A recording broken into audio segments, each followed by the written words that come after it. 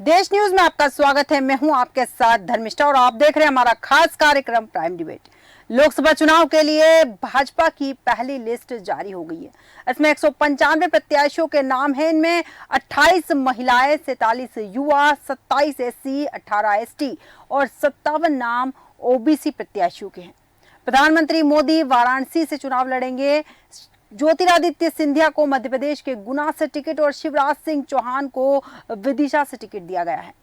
भाजपा लोकसभा चुनाव के लिए पहली सूची के नामों का ऐलान कर चुकी है। इसमें मध्य प्रदेश की 24 लोकसभा सीटों के लिए प्रत्याशियों के नाम शामिल हैं।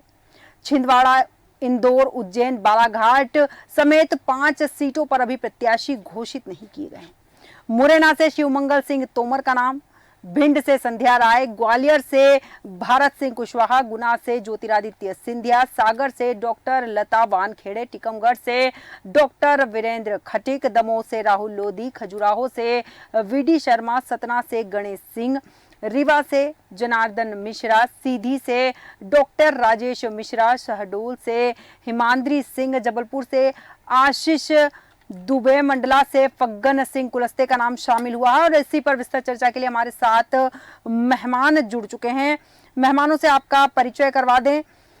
विलक्षण सक्सेना जी हमारे साथ जुड़े हुए हैं, राजनीतिक विश्लेषक हमारे साथ जुड़े हुए हैं इस वक्त। जयेंद्र सोमवंशी जी हमारे साथ जुड़े हुए हैं, संयुक्त सचिव आपके जुड़े हुए हैं। इसके अलावा हमारे साथ प्रदीप राजौरिया जी जुड़े हुए हैं, भाजपा प्रवक्ता हमारे साथ जुड़े हैं इस वक्त।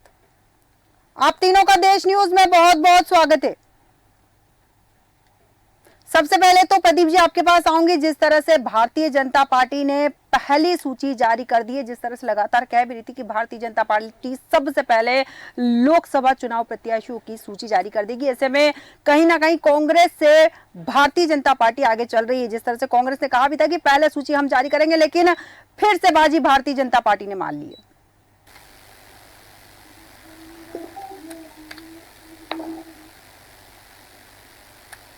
सुन पा रहे हैं प्रदीप जी आप? जी जी, मैं सुन पा रहा हूं जी। भारतीय जनता पार्टी में पार्लियामेंट बोर्ड ने जो प्रत्याशी घोषित किए हैं वो पार्टी परिवार का बसा रहता है और जिसको भी जो काम मिल जाता है। अभी जो प्रत्याशी घोषित हुए अभी तत्काल में ताजा ताजा, आप तय मानिए देश और प्रदेश में एक बार फिर से भारतीय जनता पार्टी की सरकार बनने जा रही है। ठीक है, एक बार फिर से भारतीय जनता पार्टी की सरकार बनने जा रही है। विलक्षण सक्सेना जी आपके पास आऊंगी। भारतीय जनता पार्टी ने मध्य प्रदेश की 24 सीटों पर प्रत्याशियों के नामों का ऐलान किया है, वहीं 5 सीटें अभी होल्ड पे। क्या समझ सकते हैं कि 5 सीटें रोकने के लिए कुछ खास कारण है या विशेष रणनीति इनके तहत बन रही है, या फिर प्रत्याशी तय नहीं कर पाई अभी पार्टी? देखिए, यहाँ पर धर्मिष्ठा जी 2 आकलन हमें क्लियर कट यहाँ पे समझ में आ रहे हैं। पहली बात, ये जो लिस्ट अभी हमारे सामने आई है भाजपा की मध्य प्रदेश में, इससे क्लियरली हमने ये चीज़ देख ली है कि भाजपा में जो एक सेटिस्फैक्शन करने की जो एक पुरानी रणनीति थी, बेसिकली पुराने हुए डिसीजंस पे अब मोहर लगती यहाँ पे हमें दिखाई दे रही है।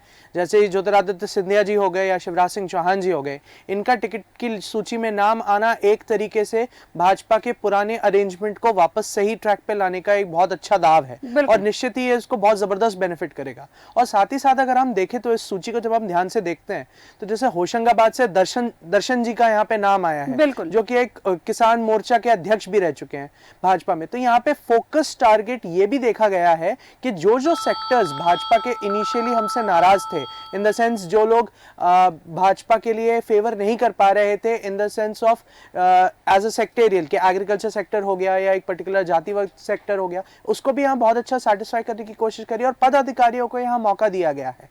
वहीं on the same point of time जो वेटरन खिलाड़ी हैं, जैसे वीडी शर्मा हो गए, जनार्दन मिश्रा हो गए, गणेश सिंह सतना से हो गए, इन लोगों को वापस मौका दिया गया है और निश्चित ही इनका जो कंट्रीब्यूशन रहा है पूरा का पूरा संगठन चुनाव के पहले और अब लोकसभा की तैयारी में, उसको यहाँ पे मजबूत करती हुई दिख रही है भाजपा। जहां तक बात रही बची कुछ ही सीटों की, यहाँ पर एक बहुत जरूरी चीज हम सबको देखने की है।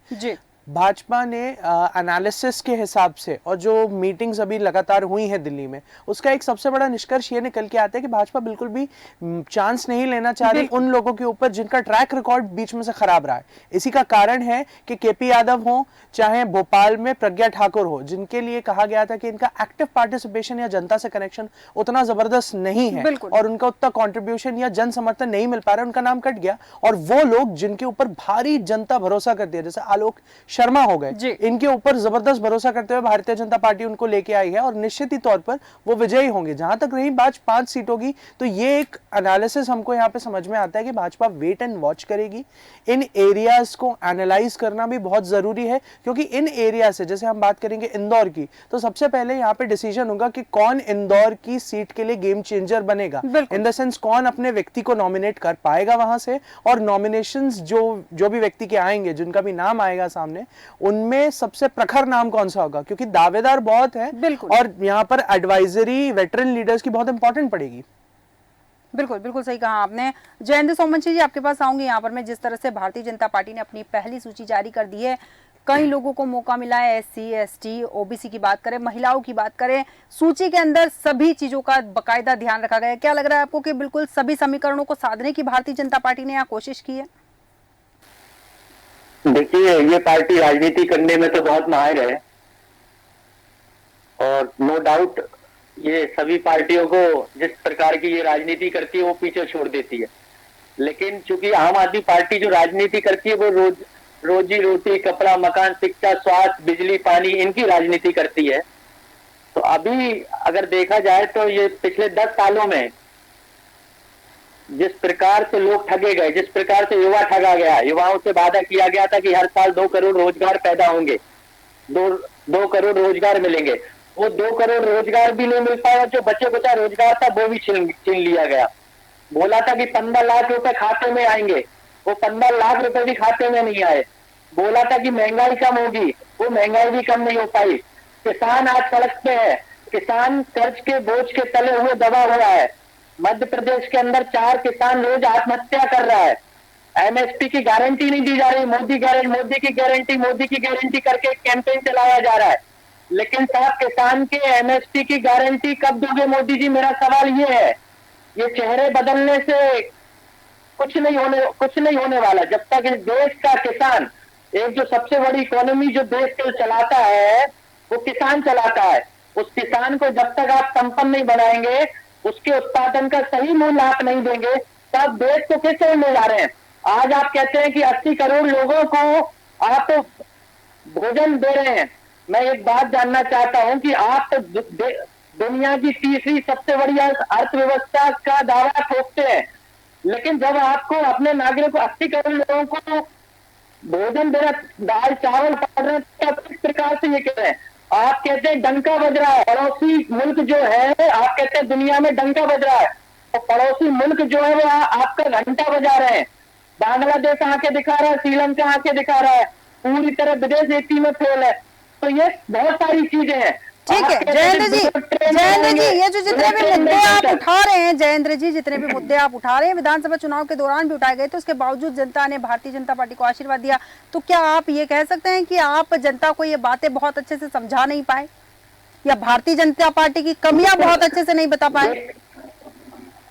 नहीं, ऐसा नहीं है, बिल्कुल अभी भी समझा रहे हैं, उस समय भी समझाया था, ऐसा नहीं है।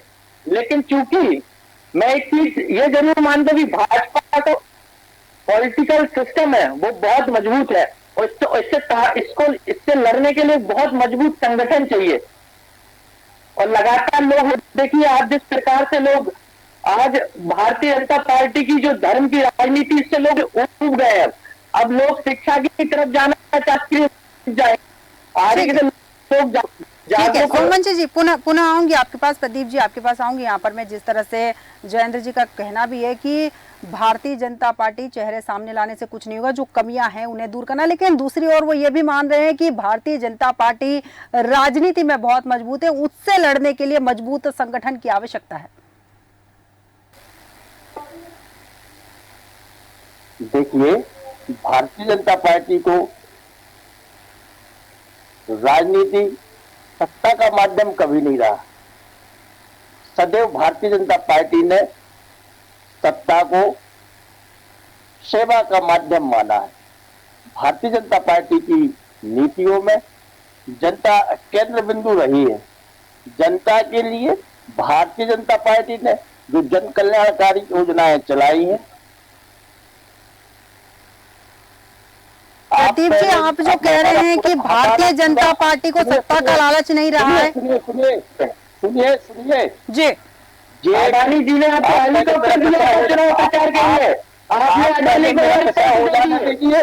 वही आप पार्टी है जो भ्रष्टाचार का जिनका विजन था, भ्रष्टाचार मिटाएंगे। आप अडानी के लिए काम कर रहे हैं, गठबंधन ऐलान कीजिए और करते हैं अडानी भैया के लिए काम आप लोग। मैं बता दूं आपको, ये वही आप पार्टी है जो भ्रष्टाचार के विरोध में जिसने जन्म लिया था। आज देश के विभिन्न राज्यों में सत्ता के कारण गठबंधन में ठीक है प्रदीप जी, जयेंद्र जी पुनः आऊंगी आपके पास। प्रदीप जी, जयेंद्र जी, एयरपोर्ट देखते हुए जरूर देख लिया। ठीक है जयेंद्र जी, प्रदीप जी पुनः आऊंगी आपके पास। इस वक्त हमारे साथ नीलाभ शुक्ला जी कांग्रेस प्रवक्ता जुड़ चुके हैं। नीलाभ जी, देश न्यूज में आपका बहुत बहुत स्वागत है। नीलाभ जी, जैसे कि हम बात कर रहे हैं, भारतीय जनता पार्टी ने अपनी पहली सूची जारी कर दी है। कांग्रेस पार्टी कहीं ना कहीं लगातार कह रही थी कि पहली सूची कांग्रेस जारी करेगी। इस बार फिर भारतीय जनता पार्टी ने बाजी मार ली है। आपको क्या लगता है कि ये भारतीय जनता पार्टी की सोची समझी रणनीति, क्योंकि आज ही राहुल गांधी जी की न्याय यात्रा मध्य प्रदेश में प्रवेश करती है और आज ही भारतीय जनता पार्टी ने अपनी पहली सूची जारी कर दी। कहीं ना कहीं सारे अटेंशन को लेने का प्रयास किया है भारतीय जनता पार्टी ने। सूची जारी करना कौन सी बाजी मारने वाली बात होती है, बताइए आप। सूची जारी कर दी तो पार्टी का आंतरिक मामला से जीत हार का फैसला हो जाता है क्या? देखिए, राहुल जी की जो यात्रा है उससे तो इनके खेमे बौखलाहट तो रही, क्योंकि ये न्याय यात्रा चुनावी यात्रा नहीं है, एक वैचारिक यात्रा है जिसमें सामाजिक न्याय की बात करते हैं। समाज की निम्न वर्गों, जातियों, धर्मों, लिंगों की समानता तो न्याय की मांग करते हैं। हम आर्थिक न्याय की मांग करते हैं कि संसाधनों के वितरण में समानता हो। तो अडानी और अंबानी को संसाधन नहीं दिए जाए ताकि न्यायपूर्ण समाज का निर्माण हो सके, ताकि अमीर और अमीर न हो सके, गरीब और गरीब न हो सके, समानता बनी रहे, हर वर्ग को आर्थिक न्याय मिले, हर वर्ग को रोजी रोजगार के साधन मिले। सिर्फ उद्योगपतियों का पेट न भरा जाए, पूरे बैंक करते का होने न दिया जाए। हम आर्थिक न्याय की मांग करते, हम राजनीतिक न्याय की मांग करते, बिना किसी भेदभाव के सभी को समान राजनीतिक अधिकार प्रदान हो, वोट देने का, राजनीतिक दल बनाने का, सरकार के खिलाफ बोलने का, आलोचना करने का भी अधिकार हो। ऐसा नहीं कि हम आपकी आलोचना करें, ईडी पहुंचा दो, सीबीआई पहुंचा दो, पुलिस पहुंचा दो, हमारी आवाजें बंद कर दो। ये संविधान में सामाजिक आर्थिक न्याय इसके लेकर राहुल जी की यात्रा लेकर गई, इसको लेकर बीजेपी के खेमे में बौखलाहट है। ये निकले भारतीय जनता पार्टी मोदी जी की गारंटी का झंडा लेकर। अरे गारंटी उसकी मानी जाती है जिसकी पुरानी गारंटी अब पूर्ण हुई हो, फुलफिल हुई है, उसकी गारंटी मानी जाती है। कितना हास्यास्पद है, अपने चेहरे आईने में अपना चेहरा भी नहीं देखते कि 2014 मोदी ने गारंटी दी थी प्रतिवर्ष 2 करोड़ नौकरी देने की, उसका क्या हुआ? एक के बदले 10 साल रहने की मोदी ने गारंटी दी, उसका क्या हुआ? इनको लाल लाल दिखाने की गारंटी मोदी जी ने दी थी, आज किन सीमाओं पर कब्जे कर रहा है। हवाई चप्पल पहनने वालों को स्वप्न दिखाया था हवाई जहाज में घुमाने का मोदी ने, कोई पूर्ण नहीं हुआ। बेतहाशा महंगाई पर लगाम लगाने की बात मोदी जी लगाई थी, तो मोदी जी बात ही नहीं करते हैं। पेट्रोल डीजल की कीमतों पर कोई चर्चा नहीं होती, न गैस सिलेंडर पर कोई चर्चा होती, न चूड़ियां बांटी जाती, बुलाया मुझे न ट्रेन की बात होती, न देश की गिरती हुई जीडीपी पर बात की जाती है, न रुपये के गिरते मूल्य पर मोदी जी बात करते हैं। ऐसा भी नहीं कि देखिए रुपया गिरता है तो देश की साख गिरती है, मोदी जी के लक्षण जी आपके पास आऊंगी। यहाँ पर मैं जिस तरह से बात कर रहे हैं, कांग्रेस के प्रवक्ता का कहना है कि ये जो यात्रा निकल रही है ये राजनीतिक नहीं है। एक और भारतीय जनता पार्टी लोकसभा चुनाव को लेकर तैयारियों में जुट चुकी है। जैसे ही विधानसभा चुनाव जीती थी तुरंत ही लोकसभा चुनाव की तैयारियों में जुट गई थी और उसका ये नमूना आज पेश हो भी गया है। पहली सूची भारतीय जनता पार्टी ने जारी कर दी। कांग्रेस न्याय यात्रा उम्मीद की जा रही थी कि कहीं ना कहीं ये भारतीय जनता पार्टी को टक्कर देने के लिए राहुल गांधी जी मध्य प्रदेश में प्रवेश कर रहे हैं, लेकिन कांग्रेस प्रवक्ताओं का कहना है कि ये राजनीतिक यात्रा नहीं है। ऐसे में कांग्रेस अगर देखा जाए तो लोकसभा चुनाव में बिल्कुल पीछे चल रही है। आपको क्या लगता है यहाँ पर? देखिए, यहाँ पर क्लेम करना मतलब कि ये राजनीतिक यात्रा नहीं है, ये एक वैचारिक यात्रा है, तो उसका सिग्निफिकेंस किसी भी यात्रा का इस बात पे निर्भर करता है कि आप उससे क्या अचीव करना चाहते हैं। तो क्या वैचारिक चीज है जो कांग्रेस अचीव करना चाह रही है, क्योंकि वो जो चाह रही है कि देश से नफरत हटे, महंगाई, बेरोजगारी, इस सब पे बात हो, तो उसका रास्ता तो किसी प्रतिनिधि के चुनकर संसद पर डिस्कशन से होता है। तो ये कहना कि अगर कोई चीज वैचारिक यात्रा है और वो राजनीतिक नहीं है, तो ये तो आधा आंसर हो गया, जबकि सबको पता है अल्टीमेट गोल क्या है। See at the end of the day क्यों ऐसा होता है कि जब दोनों पार्टीज का टकराव होता है किसी भी राजनीतिक मैदान में, तो विजयी भारतीय जनता पार्टी क्यों निकल के आती है? इसका एक बहुत बेसिक रीजन है। पहला तो यही है कि दो स्तर की जो ब्रांडिंग होती है एक चुनावी मैदान में, वो भाजपा को हमेशा एक अपर हैंड बेनिफिट देती है। मोदी जी की गारंटी प्लस चुनाव के अंतरिक्त में जो काम किए गए हैं और 18 साल में मध्य प्रदेश में जो काम हुआ, इसका एक बेनिफिट लेती है। ऑन द अदर हैंड यहाँ पर भारतीय जनता पार्टी को बहुत अच्छी चुनौती कांग्रेस दे सकती है, प्रोवाइडेड लोगों के मन में एक प्रॉपर ऑपोजिशन का रोल वो निभाने के लिए प्रॉपरली एस्टैब्लिश कर सके। ये हमें कांग्रेस की तरफ से बहुत अच्छा एग्जाम्पल ठीक विधानसभा के पहले और विधानसभा अब जो चुन के फिर से आई है उसके बाद सदन में भी देखने को मिला। लेकिन अगर राहुल गांधी जी यहाँ पर देख रहे हैं कि जैसे कमलनाथ जी के कांग्रेस से स्विच करने की बात आई थी, संगठन में बदलाव की बात आई थी, ये लोकल लेवल ब्रांडिंग, एक लोकल लेवल कॉन्फिडेंस को कांग्रेस यहाँ पे अपने आप ही हैम्पर करते हुए देखती आ रही है, क्योंकि पार्टी के स्टेटमेंट्स जो नेता देते हैं उससे एकजुटता भी नहीं दिखाई देती। अब यहाँ पर अगर हम यही देख लें, कंपटीशन ही देख लें, तो यहाँ कमलनाथ जी भी हैं जो पहले भी सांसद रह चुके हैं, और यहाँ पे दिग्विजय सिंह जी हैं जिन्होंने लास्ट टाइम सांसद का चुनाव भोपाल से लड़ा था। दोनों अलग पॉलिटिकल फाइट्स लड़ रहे हैं। दिग्विजय सिंह जी एक ईवीएम के खिलाफ दिल्ली में अरेस्ट होते हैं, उसके लिए एक अलग उनका चल रहा है, वैचारिक सपोर्ट है, लेकिन पार्टी के कुछ प्रोमिनेंट लीडर्स उनके साथ उसमें नहीं आते हैं। वहीं कमलनाथ जी छिंदवाड़ा में नकुलनाथ जी के साथ पूरी तरह से लगे हुए हैं, लेकिन उनके ऊपर अभी एक जबरदस्त कंट्रोवर्सी होके पूरा एक एपिसोड निकल के चला गया।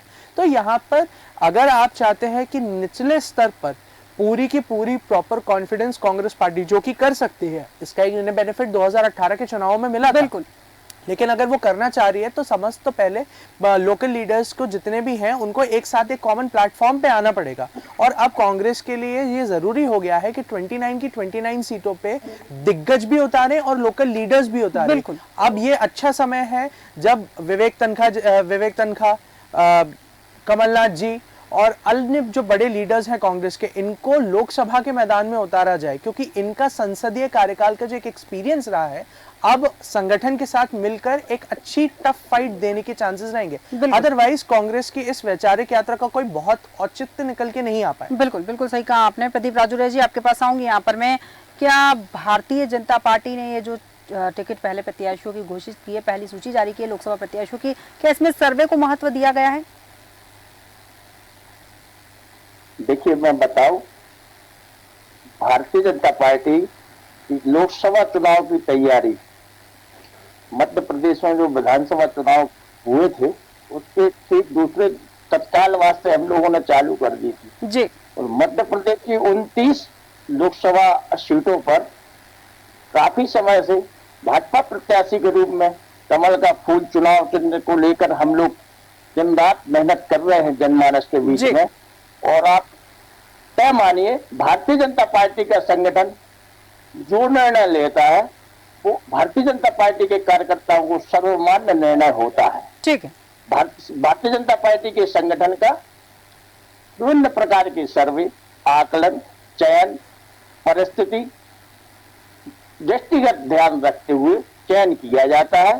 जो भी निर्णय होता है सर्वमान्य और उचित निर्णय होता है। और आप तय मानिए, 29 लोकसभा सीटों पर भारतीय जनता पार्टी प्रचंड बहुमत से विजयी होने जा रही है। ठीक है, भारतीय जनता पार्टी 29 सीटों पर विजय होने जा रही, बहुत अच्छी बात है। जयेंद्र सोमवंशी जी, आपके पास आऊंगी। भारतीय जनता पार्टी ने पहले सूची जारी करी, 195 प्रत्याशी घोषित करें, ऐसे में आपको लगता है तस्वीर साफ हो गई है आपकी? आम आदमी पार्टी की सीट पर उनके प्रत्याशी के सामने किसे मैदान में उतार सकती है? जो भी सीटें थी, जैसे दिल्ली की कुछ सीटों हम चुनाव लड़ रहे हैं, इंडिया के साथ चुनाव लड़ रहे हैं। हमारे इंडियन के हमारे हुआ है, चंडीगढ़ में हुआ है, गुजरात में 2 है। तो इस बार चुनाव का माहौल कुछ और है। इस बार इंडिया वर्सेस बीजेपी रहेगा सिस्टम पूरा का पूरा। और निश्चित रूप से इस बार दिल्ली से भी और बाकी सीटों से भी जहां आम आदमी पार्टी लड़ रही है, इस बार वहां से वो चुनाव जीतेंगे और भारतीय जनता पार्टी के उम्मीदवारों को हराएंगे। ठीक है, भारतीय जनता पार्टी को उम्मीदवारों को हराएंगे, बिल्कुल सही कहा आपने। नीलाभ शुक्ला जी, आपके पास आऊंगी।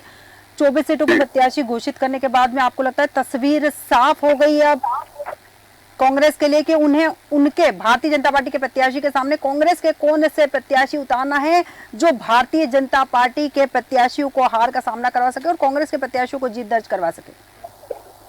निश्चित रूप से एक मजबूत प्रत्याशी खड़े करेंगे जिनकी जमीनी बहुत मजबूत है, तभी हमारे एक सामाजिक न्याय के अनुसार हमारा टिकट वितरण होता है, तभी वो उसमें प्रतिनिधित्व दिया जाएगा। वरिष्ठों का मार्गदर्शन और युवाओं का जो इस तरह कांग्रेस पार्टी जोर से चुनाव में उतरेगी और एक मजबूत प्रत्याशी को चुनाव में उतारा जाएगा जो भारतीय जनता पार्टी प्रत्याशी को कड़ी टक्कर देगा। क्योंकि भारतीय जनता पार्टी मुद्दाविहीन पार्टी है, जिससे धर्म के नाम पर राजनीति करना चाहती है, मंदिर के नाम पर रोटियां, राजनीतिक रोटियां सेकना चाहती है, विषय नहीं है इनके पास। आज जो जितनी बड़ी बड़ी घोषणा की, मैंने मोदी की घोषणा आपको पेरिस से बता दी, जिसका झंडा लेकर घूम रहे मोदी जी की गारंटी, वो गारंटी आज तक फुलफिल नहीं हुई है। काला धन लाने की मोदी जी नहीं बात की थी, आज सफेद धन लेकर उनके प्रिय उद्योग को देश छोड़कर भाग रहे मोदी जी बात नहीं करते। नोटबंदी के फायदे मोदी जी ने अब नहीं गिनाते हैं, अप्रवासी मजदूर जो मोदी उस बारे में चर्चा नहीं होती है। तो कुल मिला के जो मोदी ने लंबी चौड़ी पेरिस सुनी थी 2014 में मोदी जी ने, वो आज तक एक भी गारंटी पूर्ण नहीं हुई है। इसलिए मुझे इस बात का हास्यास्पद लगता है कि भारतीय जनता पार्टी के नेता मोदी गारंटी का झंडा लेकर घूम कैसे रहे। बड़ा सवाल तो ये खड़ा होता है, सभी जब 2 करोड़ नौकरी का क्या हुआ उस बारे में चर्चा ही नहीं करते हैं, महंगाई पर बात ही नहीं करते, महिला सुरक्षा की तो बात ही नहीं करते। किसानों की आज दुगनी करने की बात मोदी जी नहीं कही थी 2014 में। आज किसानों पर लाठियां भांजने, गोलियां चलाकर उनके रास्तों में चीरे नहीं जा रहे, उनके साथ आटा ताइयों तरीका व्यवहार कर रहे हैं। महिला सुरक्षा की बात मोदी जी ने कही थी, जैसे 14 लाख महिलाएं लापता रिपोर्ट है, मणिपुर महिलाएं व्यवस्था की जा रही है, उस पर मोदी जी बात नहीं करते। नीलाभ जी, भारतीय जनता पार्टी की कमियां गिनाने के लिए आपको जनता के बीच में जाना होगा, तभी जनता भारतीय जनता पार्टी की कमियां देख पाएगी और कांग्रेस पार्टी का ये देख पाएगी कि कांग्रेस पार्टी जनता के बीच में किन मुद्दों को लेकर जा रही है। विलक्षण जी, आपके पास आऊंगी। यहाँ पर मुद्दे की बात हम कर रहे हैं, इंडिया वर्सेस बीजेपी, जैसा कि सोमन जी ने कहा है, इंडिया कहीं नजर नहीं आ रहा है। हालांकि कह रहे हैं कि इंडिया वर्सेस बीजेपी, लेकिन इंडी गठबंधन कहीं नजर नहीं आ रहा है। देखिए, इंडी गठबंधन बनाम जब एनडीए की बात आती है तो इसका रेलेवेंस तब आता है जब सामने इंडिया गठबंधन में एक्चुअली सीट शेयरिंग के ऊपर और साथ ही साथ सीट शेयरिंग से ज़्यादा इम्पोर्टेंट रिसोर्सेज को पूल करना और एक कॉमन नेतृत्व की एक सामने लड़ाई आए। ये बात ऑपोजिशन को रियलाइज करने की बहुत ज़रूरत है कि यहाँ पर आपको एक कॉमन लीडर फेस की भी अगर ज़रूरत नहीं हो, अगर आप वो भी इस्टेब्लिश ना कर पाए तो एक वैचारिकता, एक प्रॉपर कॉमन कॉन्शियंस भी अगर आप लोगों के सामने प्रेजेंट कर पाए तो एक प्रॉपर विपक्ष खड़ा हो सकता है। यहाँ पर विपक्ष अगर एक बना दे, जैसे मैं आपको एक उदाहरण स्वरूप लेता हूँ, राहुल गांधी जी एक वैचारिक यात्रा जैसे कि हमारे कांग्रेस प्रवक्ता ने कहा कर रहे हैं, इसका एक आकलन हम ये भी ले सकते हैं ना कि वो एक कॉमन लॉ के लिए एक वर्क करें। हो सकता है पब्लिक रिप्रेजेंटेशन एक्ट करके एक है, जैसे लोकपाल की लड़ाई लड़ी गई थी 2014 के पहले और उसका बेनिफिट भी मिला। क्यूरियोसिटी क्रिएट करती है कि आपके ऑब्जेक्टिव्स क्या है। महंगाई और बेरोजगारी ये एक एस्टैब्लिश्ड मुद्दे हैं, लेकिन अगर आप इनको आगे बढ़ाकर भी चुनाव नहीं जीत पा रहे हैं तो इनका लुक्रेटाइजेशन नहीं हो पा रहा है। यहाँ पे समझने की ये जरूरत है कि better to make understand the common people. आप कैसे कहेंगे ये चीज?